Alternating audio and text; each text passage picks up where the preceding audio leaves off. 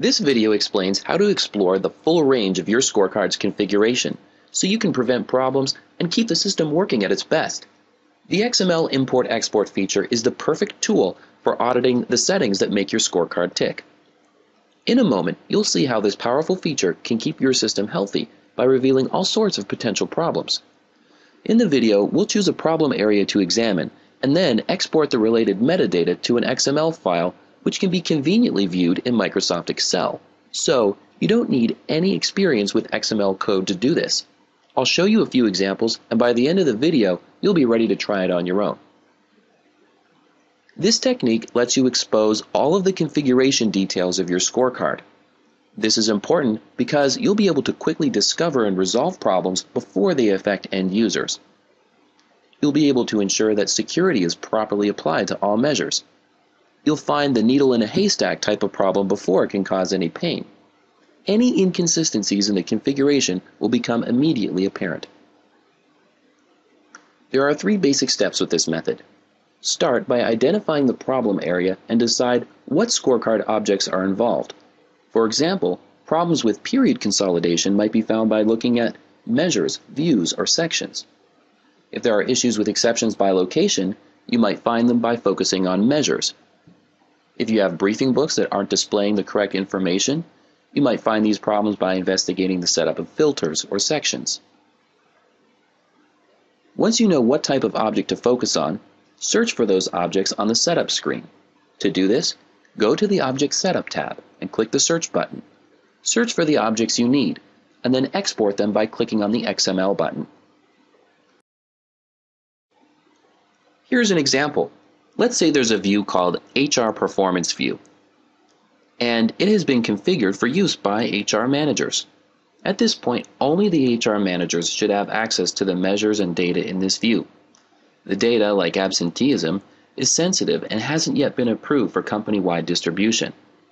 So, we can perform an audit on these measures to see currently who has access and then make sure we only give rights to the HR managers. The first step is to go to the Measure Setup screen.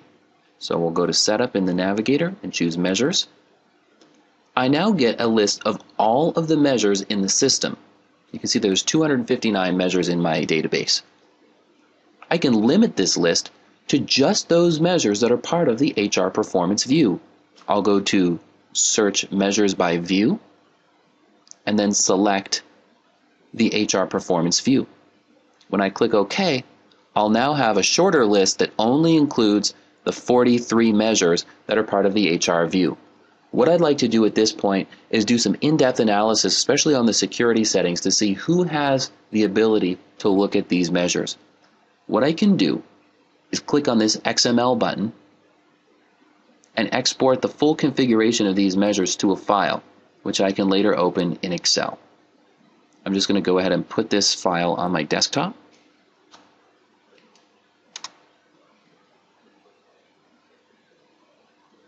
And then I'll click Export.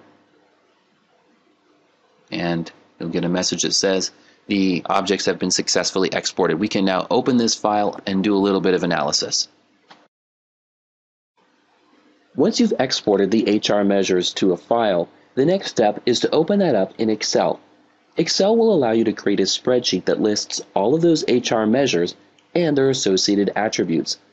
The following demonstration will show you how you can analyze that file for potential problems with security. Now open your XML file using Microsoft Excel. When you do so, you'll be prompted to select how you would like to open the file. Choose Use the XML Source Task pane. When you click OK, you'll get this pane over on the right-hand side that provides a list of attributes in your XML file. What you can do at this point is drag attributes from the Source Task pane into the worksheet and get a listing of all of those attributes by clicking on the Refresh button.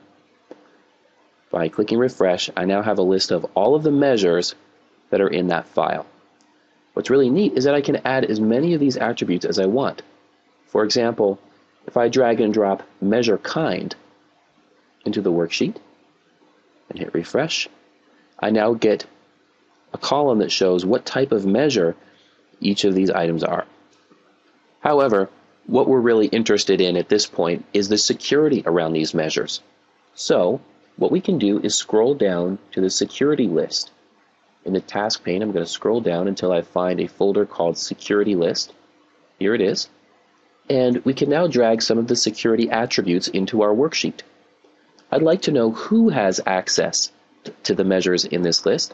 So under security user, I'm going to drag name.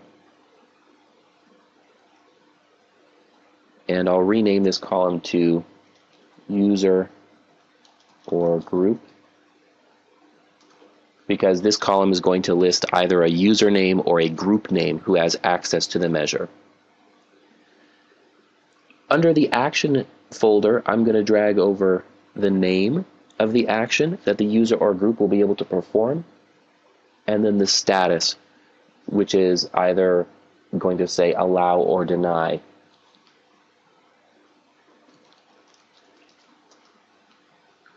And if I hit refresh, I now have a list of users and groups that can interact with the measures.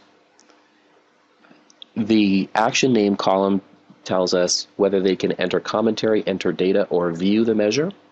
And then the status column is indicating whether they've been granted or denied access. All right. So remember, these measures are those that are part of the HR performance view. And we've decided up front that we only want HR managers to have access to these measures. But as you can see, in some cases, the everyone group is allowed to view these measures. Okay, so we can actually filter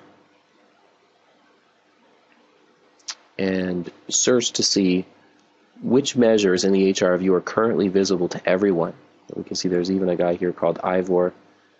See what he can see. Click OK.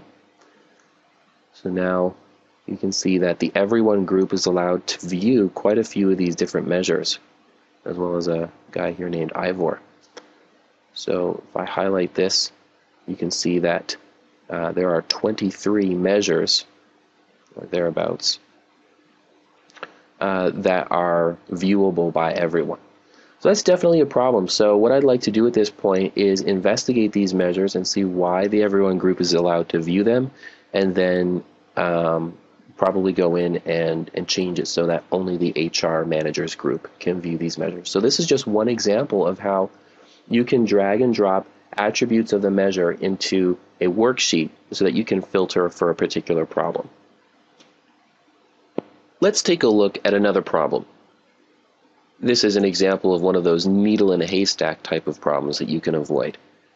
I'm going to remove these security columns by highlighting them and just deleting them. And now what I'd like to make sure is that each of the measures in the view have a dashboard associated with them. I can actually scroll up in the task pane and now find the dashboard attribute and just drag and drop that into my worksheet and click refresh. So if I scroll through this list, I can now see that all of these measures have a dashboard associated. Here's a review of the 3 main steps to this method. We started by determining the type of problem we had and what objects might be involved. Next, we actually went and found those objects by using the search function, and we exported those to a file. We then opened that XML file in Microsoft Excel, and we set up a spreadsheet that focused on the attributes that were related to our problem. In the example, I showed how you can search for the measures in a view and expose the security settings related to those measures. We then were looking for a needle in the haystack type of problem, such as measures that might be set up without a dashboard, but we realized that all of our measures did have a dashboard, and so that gave us confidence to proceed. This method can be used to search for all types of different problems. Go ahead and explore for yourself.